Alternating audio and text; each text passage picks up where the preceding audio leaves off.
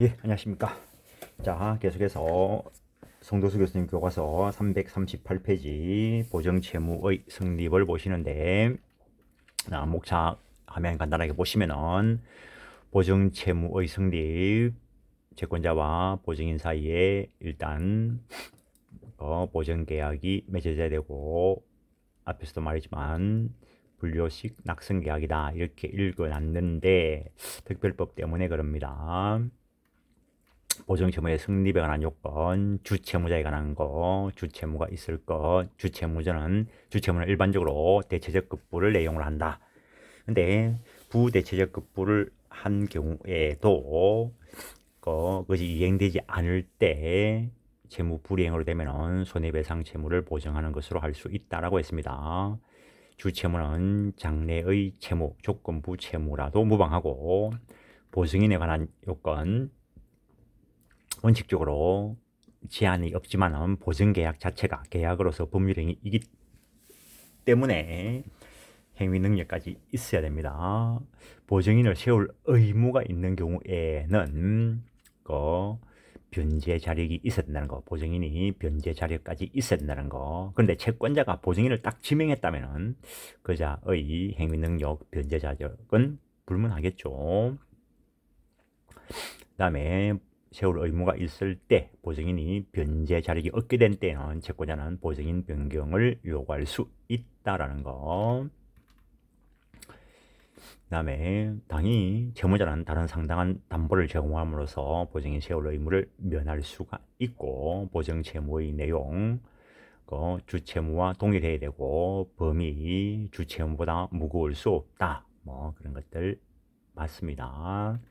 일단 그 정도 하시고 교과서 보시면은 보증채무는 채권자와 보증인 사이에 체결되는 보증계약에 의해서 성립한다라는 거. 보증계약의 당사자는 채권자와 보증인이라는 거. 주채무자는 보증계약의 당사자는 아니라는 거. 보증인은 보통 주채무자의 부탁을 받고 보증계약을 체결하겠지만 부탁의 유무는 부탁이 없어도 보증계약 체결할 수 있고 보증계약의 효력에 영향이 없습니다. 단지 부탁이 있나 없나에 따라서 구상권의 범위의 차이가 있을 뿐입니다.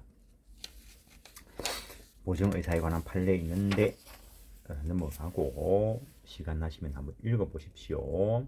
340페이지를 보시면은 보증계약은 무상, 일반적으로 무상인데 뭐 유상으로 할 수도 있습니다. 편무, 낙성계약이라는 거. 낙성계약이란 말은 청약과 승낙의 일치만 있으면 되는 것을 말하는데 보통 서면으로 하죠. 지금은 서면으로 해야 효력이 발생합니다. 그래서 이 개정법에서 보증계약은 보증의사가 보증인의 기명 날인 또는 서명이 있는 서면으로 표시되어야 효력이 있다라고 합니다. 서면으로 표시돼야 효력이 있다라고 했는데 위에 보면 낙성계약이다. 교수님도 그렇게 쓰고 있습니다. 특정한 방식을 요구해야 승립하는 계약을 요식계약이랍니다. 그래서 승립 요건 쪽에서 특정의 방식을 요하는 것이 요식계약입니다. 그런데 법문상 서면으로 표시되어야 효력이 발생한다. 효력 요건 쪽으로 하고 있기 때문에 그렇게 서술하고 계신 겁니다. 다만 보증의사가 전자적 형태로 표시된 경우에는 효력이 없다. 전자문서 보내는 거 가지고는 안 된다는 겁니다. 요즘은 뭐 핸드폰 가지고 임대차 해지, 해지, 통지 이런 것들도 핸드폰 문자로 합니다. 그것도 분명히 의사 표시의 한 방법이 되기 때문에 옛날에는 전부 다 내용 증명을 보내고 했지만 그런데 특히 보증과 관련되는 경우에는 전자적 형태로 표시된 경우는 효력이 없다라고 조문을 두고 있습니다. 그리고 여기에 보증인의 서명은 원칙적으로 보증인이 직접 자신의 이름을 쓰는 것을 의미한다. 자서해야 된다는 것이고 타인이 보증인의 이름을 대신 쓰는 것은 이에 해당하지 않는다는 거. 보증인의 기명 날인은 타인이 이름을 대행하는 방법으로 해도 무방하다라는 거. 제1항의 결과 보증계약은 일종의 요식행위가 된다. 그래서 참 교수님도 조심스러우니까 이렇게 쓰고 계신 걸로 봅니다. 정확하게 서면으로 표시하여야 성립한다 이랬으면은 요식계약이다 이렇게 했을 건데 서면으로 표시되어야 효력이 발생한다 해놨기 때문에 약간 좀 둘러가는 표현을 쓰지 않았나 싶습니다. 근데 보증인이 보증계 채무를 이행한 경우에는 그 한도에서 방식의 하자를 이유로 무효를 주장할 수 없다라는 거 이행해버렸으니까 이 점에서는 요식성이 다소 완화된다 이렇게 또 표현하고 계시는 거고 그래서 참 뭐 제가 이런 말씀을 드릴 건 아니지만 옛날에는 민법 교수님들이 책을 쓰실 때 자기의 논리를 좀 강하게 표현하고 이렇게 하시는데 요즘은 추세가 강하게 표현하는 걸 안 좋아하셔서 그러는지 다들 좀 둘러 좀 뭐 편안하게 쓰시려고 하는 것 같습니다. 자, 오늘 제가 그 이야기하기는 그렇죠. 높으신 분한테 제가 어떻게 감히. 자, 3번. 보증인 보호법상의 보증계약을 체결할 때 보증채무 최고액을 서면으로 특정하여야 한다는 거. 보증기간을 갱신할 때도 같다라고 되어 있습니다. 그래서 보증채무 최고액을 반드시 서면으로 특정하여야 한다는 거. 채무자 보호를 위한 측면이 있죠. 옛날에는 전부 다 뭐 보증에 대해서 특별한 인식이 없었는데 뭐 보증하니까 그런 게 생각나는데 많은 사람들이 이거 뭐 돈 한 푼도 못 쓰고 보증 쓰다가 망했다 뭐 이런 말이 옛날에는 참 많았습니다. 시골에도. 요즘은 이제 많은 분들이 이제 보증에 대해서 이제 경각심을 가지고 잘 안 서줄라 하고 그다음에 뭐 요새는 보증보험 제도가 잘 돼 있어가지고 보증보험 뭐 책임보험 이런 것으로 많이 처리를 하죠. 근데 그 내 같은 경우에도 뭐 보증을 좀 써달라는 부탁을 뭐 크게 한 3번쯤 받았는데 당연히 다 거절했죠. 그 법대를 그랬습니다. 누가 그 보증을 써달라 하길래 그 그렇게 했습니다. 야, 내 법대 나왔다. 법대 4년 동안 다니면서 배운 게 보증 쓰지 마라 이거 배웠다라고 말았는데 야, 그렇습니다. 341페이지 주채무에 관한 요건 주채무가 있어야 보증채무가 성립할 수 있겠죠. 주채무는 대체적 급부를 내용을 한다. 앞에서도 했는데 그리고 부대체적 급부를 목적으로 하는 채무에 대해서 보증을 쓴 경우에는 주채무가 이행되지 않으므로 손해배상 채무로 변하는 것을 정지 조건으로 하여 보정한 것으로 새겨야 한다. 앞에서도 말씀을 드린 것이고 342페이지 장래의 채무, 조건부 채무에 대해서도 보정을 할 수 있다는 거. 보정은 현재의 채무에 대해서 뿐만 아니라 장래의 채무에 대해서도 할 수 있다는 것. 그리고 여기의 장래의 채무는 장래 특정 채무뿐만 아니라 장래의 불특정 채무도 포함한다라는 거. 그거 한 두세 줄 내려오시면 이러한 금보증에 관해서 장래의 채무에 대해서 계속적 거래관계에서 발생하는 그런 채무를 보증하는 것을 금보증이라는데 이에 대해서 뭐 민법에 특별한 규정이 없었다는 겁니다. 근데 한 서너 줄 내려오면은 그런데 2015년 민법 개정되어 금보증에 관한 규정을 신설하였다라는 것. 그 규정에 따르면 금보증은 포괄 금보증이라 하더라도 허용되고 그때 보증하는 채무 최고액을 서면으로 특정을 해야 되고 최고액을 서면으로 특정하지 않은 때에는 그 보증계약은 무효가 된다라는 것. 당연히 주채무, 조건부 채무일 수도 있고 포괄금 보증 뒤에 가면 또 이야기가 있습니다. 주채무가 장래의 채무, 즉 조건부 채무인 경우에 보증채무는 현재의 채무인가 문제되는데 물적 담보의 경우에는 피담보 채권이 장래의 채권, 조건부 채권일지라도 채권자는 목적물의 담보 가치를 현실적으로 파악하고 그 수리를 확보할 필요가 있으므로 현재 담보권이 성립한다라고 하는데 보증 채무에 있어서는 그럴 필요가 없기 때문에 부종성에 비추어 주 채무가 효력을 발생할 때 보증 채무도 효력이 생기는 것으로서 장래 보증 채무로 해석해도 된다는 겁니다.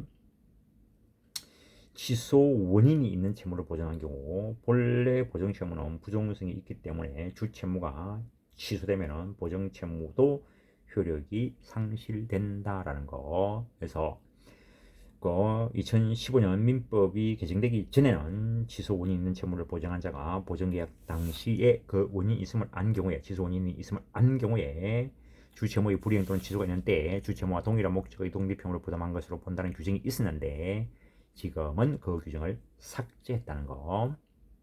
보증인에 관한 거.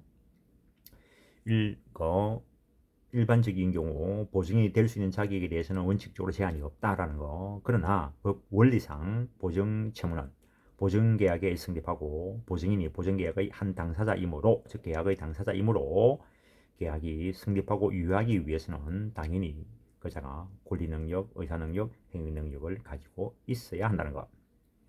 보증인을 세울 의무가 있는 경우에는 변제 자력까지 있어야 된다는 것. 보증인이 변제 자력이 없게 된 때는 채권자는 그 보증인의 변경을 청구할 수 있고, 그런데 채권자가 스스로 보증인을 지명한 경우라면 그 변제 자력이 없어도 무방하다는 것. 채권자가 스스로 원하는 것이니까 그런 사람을 원하는 경우가 있겠나 하지만 뭐 채권자 쪽에서 그럴 수 있죠. 저놈은 돈이 없어도 믿을 만은 하니까 저놈을 보증인을 세워라, 뭐 이렇게 할 수 있는 거죠. 보증기간.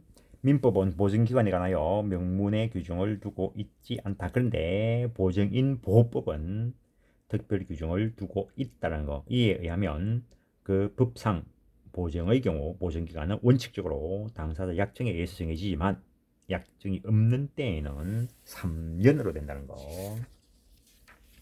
한번 봐놓으시는 거고, 그 다음에 보증채무의 내용. 보증채무의 목적. 보증채무의 목적, 즉 급부는 보증채무의 부종성으로 말미암아 주채무의 목적과 동일하다. 계속 반복하고 있죠. 앞에서는 보증채무의 성질에 대해서 보면서 했고, 이제 내용에 들어와가지고 다시 한번 반복하고 있죠. 보증채무의 범위, 주채무의 범위보다 클 수 없고 만일 더 큰 때에는 주채무의 것으로 줄어든다는 거. 물론 작을 수는 있죠. 보증채무의 범위가 관하여 당사자 사이에 특약이 없는 경우에 민법 보충 규정에 의해서 범위가 정해지는데, 그리하여 보증채무는 주채무의 이자, 위약금, 손해배상, 기타 주채무에 종속하는 채무를 포함하게 된다라는 것. 그 정도 하시고 345페이지.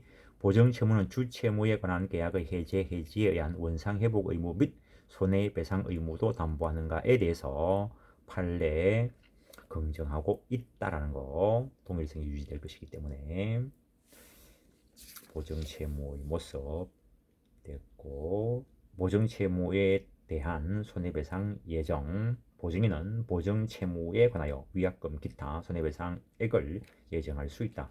어느 정도 독립성이 인정되기 때문에 그렇죠. 그 다음에 보증채무의 대외적 효력. 채권자의 이행 청구와 채무자의 이행. 채권자의 이행 청구. 주 채무와 보증 채무 이행기가 모두 도래한 때에는 채권자는 주 채무자와 보증인에 대하여 따로따로 또는 동시에 채무의 전부나 일부의 이행을 청구할 수 있다는 것. 그러니까는 1억을 빌려줬는데 우선 급하니까 5천만 원만 갚아라, 이럴 수도 있는 거죠. 이때 만약 채권자가 주 채무자에게 청구하지 않고 보증인에게 청구하는 경우에는 보증인은 일정한 항변권, 기타의 권리를 행사할 수 있다라는 거. 그 다음에 채권자의 통지 의무 쪽으로 보시면은 민법 개정 시에 일종의 채무자, 보증 채무자 배려 의무로서 채권자의 통지 의무 규정을 신설하였는데, 그에 따르면 채권자는 보증계약을 체결한 후에 일정한 사유가 있는 경우에 지체 없이 보증인에 그 사실을 알려야 한다는 것. 주 채무자가 원본, 이자, 위약금, 손해배상 또는 그 밖의 주 채무에 종속한 채무를 3개월 이상 이행하지 않은 경우, 주 채무자가 이행기에 이행할 수 없음을 미리 안 경우, 주 채무자의 채무 관련 신용 정보에 중대한 변화가 생겼음을 알게 된 경우. 그런가 하면은 꼭 그런 사정이 없더라도 채권자는 보증인의 청구가 있으면 주채무의 내용 및 그 이행 여부를 알려야 한다는 거. 밑에 내려오시면은 보증인 보호법도 채권자의 보증인에 대한 통지 의무를 규정하고 있다는 거. 그 내용, 채권자는 주 채무자가 원본 이자 그 밖의 채무를 3개월 이상 이행하지 않은 경우, 또는 주 채무자가 이행기에 이행할 수 없음을 미리 안 경우 비슷한 내용들이 있죠. 지체 없이 보증인에게 사실을 알려야 한다. 채권자가 일정한 금융기간인 때에는 주 채무자가 원본 이자 그 밖의 채무를 1개월 이상 이행하지 않은 경우에 지체 없이 그 사실을 보증인에게 알려야 된다는 거. 그 다음에 보증인의 권리와 관련되어서 보증인은 주 채무자가 가지는 항변을 가지고 채권자에게 대항할 수 있다라는 거. 예컨대 뭐 주 채무자가 뭐 상계권 이런 걸 가지고 있을 때 주 채무자 스스로 행사하지 않는다면 뭐 보증인이 행사할 수 있다는 거죠. 만약에 이게 뭐 채권자 A 소유의 부동산을 그 B가 매입을 하는데 그 매매 대금에 관한 채무 그것을 보증했을 때 채권자 쪽에서 자신은 자기의 채무, 목적물 인도 그리고 등기 이전 의무를 이행하지 않으면서 뭐 보증인에게 이행을 청구해 오면 주 채무자가 가지는 동시행 항변권을 보증인도 행사할 수 있다라는 거죠. 그리고 주 채무자가 그 항변권을 포기해도 보증인에게 혈익이 없다. 주 채무자가 포기하더라도 보증인은 행사할 수 있다는 거죠. 보증인이 행사할 수 있는 항변으로는 기한 유예의 항변권, 동시행 항변권, 그다음에 주채무의 부존재 항변권, 주채무 소멸에 관한 항변권, 뭐 변제, 대물 변제, 공탁, 상계, 경계 이런 것들이 있다는 거죠. 주채무가 소멸시 완성으로 소멸하면 주채무가 소멸되어 버리면 당연히 보증채무도 소멸되어 버리는 거죠. 주채무가 시효로 소멸한 후에 주채무자가 시효이익을 포기해도 보증채무는 소멸했다고 주장할 수 있다라는 거. 그 정도 하겠습니다. 보충승에 기한 권리. 보증채무의 보충승에 기한 권리로 민법은 보증인의 최고 금액의 항변권을 규정하고 있는데 350페이지를 보시면 최고의 항변권은 채권자가 보증인에게 채무의 이행을 청구한 경우에 보증인이 일정한 요건을 증명하여 먼저 주채무자에게 청구할 것을 항변할 수 있는 권리다라는 것. 당연히 최고 항변권 주채무자에게 먼저 청구해라. 먼저 청구해 볼 때까지 연기시키는 거죠. 그 정도 하고 351페이지 금색의 항변권. 금색의 항변권은 채권자가 보증인에게 채무 이행을 청구하는 경우에 보증인이 일정한 요건을 증명하여 먼저 주채무자의 재산에 대하여 집행할 것을 항변할 수 있는 권리다라는 거. 이것도 주채무자에게 먼저 집행할 때까지 연기시키는 연기적 항변권이죠. 이건 뭐 최고 금색의 항변권보다는 상당히 실효성이 크겠죠. 먼저 집행을 해야 되니까. 그 정도 하시고 채무자의 이행.